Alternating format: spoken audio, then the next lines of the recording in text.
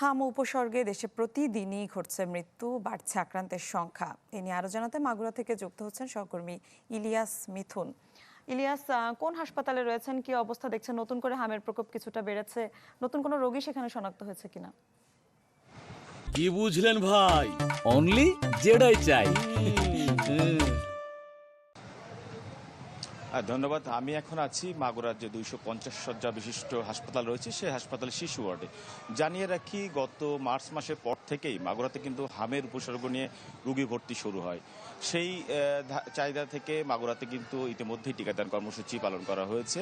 মাগুরায় 94,443 জনকে টিকাদানের লক্ষ্যমাত্রা নিয়ে মোটামুটি 95,491 জনকে টিকাদান করা হয়েছে ইতিমধ্যেই। আমি জানিয়ে রাখি, মাগুরাতে কিন্তু এই 250 শয্যা হাসপাতালে বর্তমানে কিন্তু গত 24 ঘন্টায় 14 জন রোগী হাম উপসর্গ নিয়ে ভর্তি হয়েছে।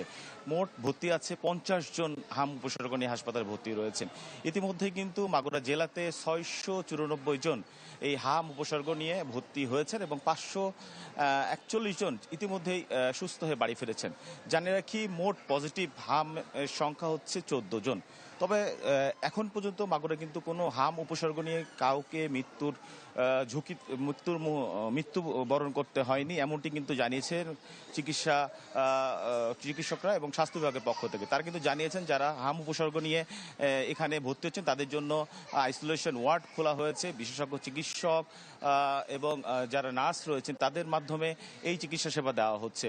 তো সব মিলে বলা যায়, মাগুরার যে 4টি উপজেলা রয়েছে, 4টি উপজেলার যে স্বাস্থ্য কমপ্লেক্স রয়েছে, এই স্বাস্থ্য কমপ্লেক্সগুলোতে বিশেষ চিকিৎসা ব্যবস্থা রয়েছে হাম উপসর্গ রোগীদের জন্য।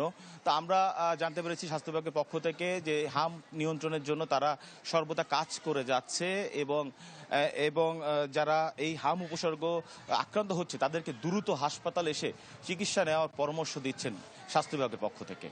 এই ছিল মাগুরা থেকে হাম উপসর্গের সর্বশেষ তথ্য। জি, ধন্যবাদ আপনাকে। মাগুরা থেকে হাম পরিস্থিতির খবর জানাচ্ছিলেন সহকর্মী ইলিয়াস মিথুন।